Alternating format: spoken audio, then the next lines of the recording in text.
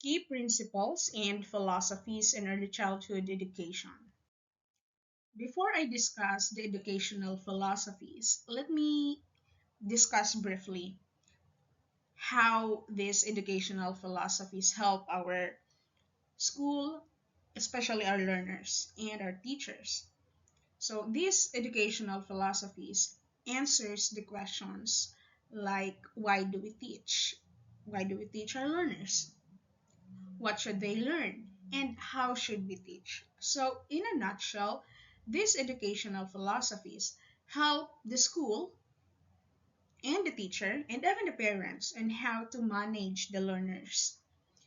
This serves as a blueprint on how we can help our learners develop academically, socially, and emotionally. The most common and well-known philosophy is the Montessori. This is founded by Maria Montessori and it focuses on independence, hands-on learning, and a thoughtfully prepared environment. As you can see in the picture, it allows the child to grow in all the main development areas. Here are the key principles of a Montessori approach or philosophy. The first one is the play is work. So while they are playing, they are actually learning. So all the activities in a Montessori approach in a Montessori schools are targeted to the development of the child, their cognitive, their socialization skills, and it encourages those activities encourages independence. And most activities are hands-on, of course, with the guidance of their teacher. The second one is the prepared environment. The school environment or the room environment in a Montessori schools are well prepared. All the things, all their toys or materials, educational materials are well organized and within the reach of the learners. Because according to them, the organization of the educational materials and their learning materials contributes to the child's development. The third key principle is the observation. So the teacher are expected to observe the learners on what are the things that they need, what are the skills they should learn. They are there to observe the needs of the learners. They are not there to stand in the front to teach the learners for hours. In a Montessori philosophy, the teachers should observe the learners on what they need and what appropriate educational materials or activities are appropriate for that certain kid or learner. So, as a teacher in a Montessori school or in a Montessori approach, you should be well aware of the needs of your learners. The fourth principle is the freedom within limits. Although in a Montessori philosophy, learners are given freedom, it doesn't mean that they can do whatever they want. But it's still within limits. If you know that that activity is not already good for the child or is not appropriate, you are there to help the child and guide the child to choose or provide the appropriate learning materials that they need, especially if the activities are not harmful to the learner. So it's still within limits. Although they are encouraged to choose their own activity, their own learning materials, they have the freedom to choose the activity and the toys, the educational materials is still within limits. The next principle is the respect. You should, as a teacher, as an adult, you should treat the student with the same respect as you treat your coworkers or the adult. You should respect their choices and talk to them with respect. The next principle is the hands-on learning. So, as I've said earlier, in a Montessori approach or philosophy, Activities are mostly hands on. Learners are mostly in charge on their own learning. The last principle is the independence. So, this is a well known principle in a Montessori approach. So, all the activities and the learners are encouraged to be independent with their own learning, with their choices, but again, within limits. The next one is the Reggio Emilia philosophy, originated in Italy after World War II. So, this philosophy focuses on the importance of community and free inquiry. Children are also encouraged to explore their ideas through a variety of languages, including art, music, written and spoken language, pretend play, sculpture, and many other activities. These are the key principles of the Reggio Emilia approach. The first one is the image of the child. This principle or this concept views the child as capable, curious, and full of potential, not just a passive recipient of learning. Recognizing their individuality, creativity, and their ability to be able to construct meaning from their own experiences. The next principle is the 100 languages, and this is a core concept of the Reggio Emilia approach, emphasizing that children have countless ways to express themselves, and these are through 100 languages, and this includes drawing, painting, play, music, and storytelling that highlights their creativity and curiosity. Of course, by providing them the opportunities for them to learn and express their unique perspectives. The third principle is the documentation. So, in a Reggio Emilia approach or philosophy, teachers or the adult uses the documentation and observation technique to captures or to caption rather to capture the learner's interest, their learning, and their development.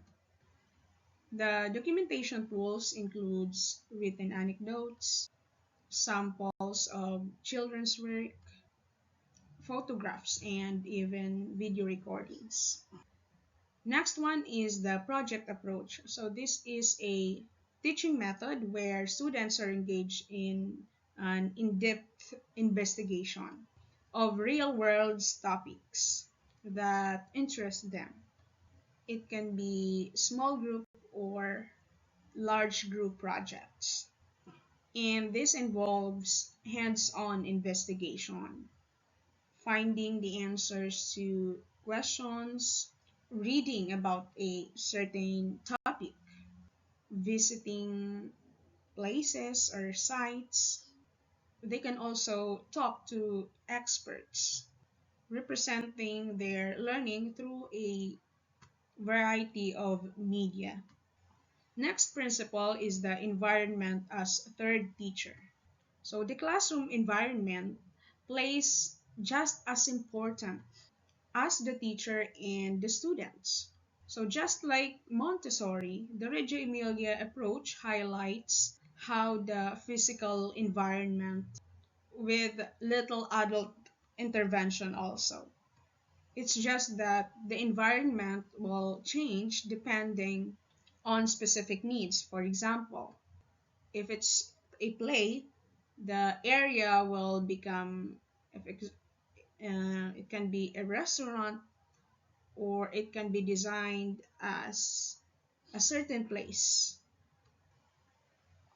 much more.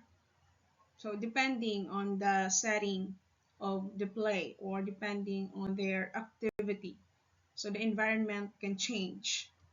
This can inspire curiosity, collaboration, and creativity.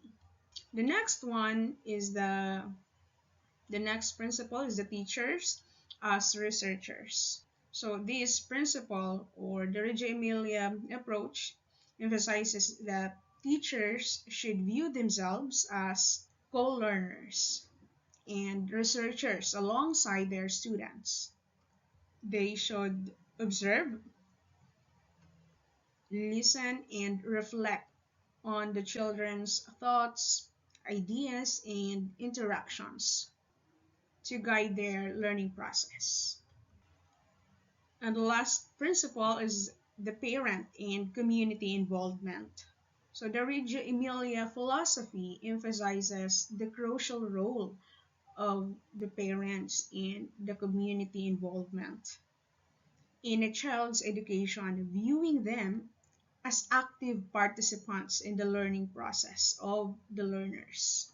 So there should be a collaboration between the parents, the community, and the school to support the learning and the development of the students. This will foster a strong shared responsibility for a child's growth and development. Next is the Waldorf philosophy. This was founded by Rudolf Steiner, and in a nutshell, this philosophy is also a hands on approach, just like the two previous philosophies. But this philosophy is deeply connected to the real world experiences. For example, in math or mathematics, they can use natural materials in understanding numbers or shapes and symmetry. And in science, they can use or they can grow their own plant. They can observe in an actual garden. So, in other words, learners are using natural materials, or they can use natural materials in their activities. Here are the core principles of the Waldorf education. The first principle is the image of the human being. So this principle is saying that a person is not just a body, but instead they are made of three important parts: the spirit, the soul, and the body. So think of it like a team. If a teammate is stronger or weaker, the whole team feels it. So the body is more like a tool that the spirit and soul use to express themselves. Next principle of the Waldorf education or the Waldorf philosophy is the relationship. So human interaction is the heart of the Waldorf philosophy or the Waldorf education. So this highlights the strong personal connections in education. Teachers focus on understanding and supporting each student's unique personality while building a positive and caring class environment. So these connections are expected to grow deeper over time through regular and face to face interaction, which technology can't fully replace. So, the focus of this principle is not just the teacher student relationship, but also the teacher and colleague relationship. They are expected to work closely with their colleagues and even parents to create a supportive school community that will help students develop not just academically but also socially and emotionally. The next one is the freedom in teaching. So this principle means that teachers have the freedom to adapt their own personalized teaching method or teaching strategy to meet the unique needs of their students. The next principle is the phases of child development. So there are stages in child development, and each stages requires different teaching method. For example, in 0 to 7 years old, the early childhood education, they are more on education. So the teacher should prepare activities or teaching strategies that cater this need or growth, because most of the learners in early childhood education learns through imitation. They copy and explore their surroundings. So of course, teacher should base her or his activities with this information or with this kind of characters of the early childhood learners. Next principle is the spiritual orientation. So this principle emphasizes that teachers should, so this is a unique feature of the Waldorf education, because in this um, principle, it this emphasizes that teachers should take care of their inner well-being through meditation and self-reflection. Because Waldorf believed that by doing so, teachers can tap into their creativity, intuition, and inspiration, which are essential in their work with students. Next one is the methodology of teaching. Early childhood education work on these practices. This means that young children, especially those under 7, learn best through copying rather than being directly taught or told what to do. So, with that said, teachers and the adults in the environment should be a good role model to the learners in terms of behaviors, skills, and attitudes. And the last principle of the Waldorf education is the developmental curriculum. So the curriculum of the Waldorf education is created to support the different stages or phases of the child development from birth to age 7 and above. The next and the last philosophy that I will be discussing is the high scope, originated in the United States, based on the ideas of Jane Piaget, John Dewey, and Lev Vygotsky, incorporating modern research on brain and cognitive development. So, to further understand this philosophy, let me show you the key principles of high scope philosophy.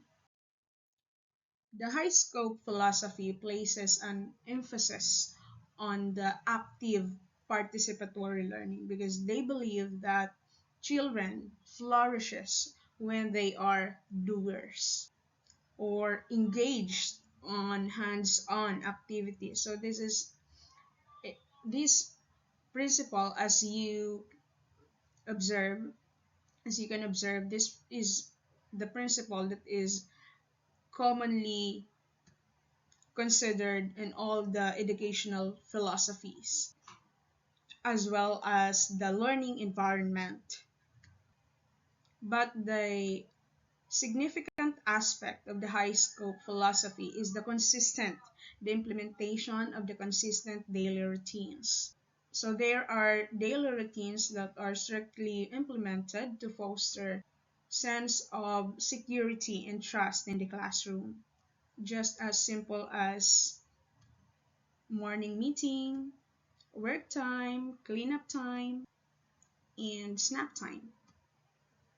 And the fourth principle is the adult child interaction. It's about forming meaningful relationship with the children by assisting them instead of directing them. The fifth principle is the assessment and planning. So this is similar to the documentation. Teachers are expected or should place close attention to the child's progress by watching them, by observing them, or through assessment. Why is choosing the right learning philosophy important? So, for us early childhood educators, it is very essential for us to understand the different kinds of early childhood philosophy, for us to know the effective and appropriate approach that will support our learners' development. And at the same time, we can make sure or we can ensure that we are meeting the unique needs of our learners.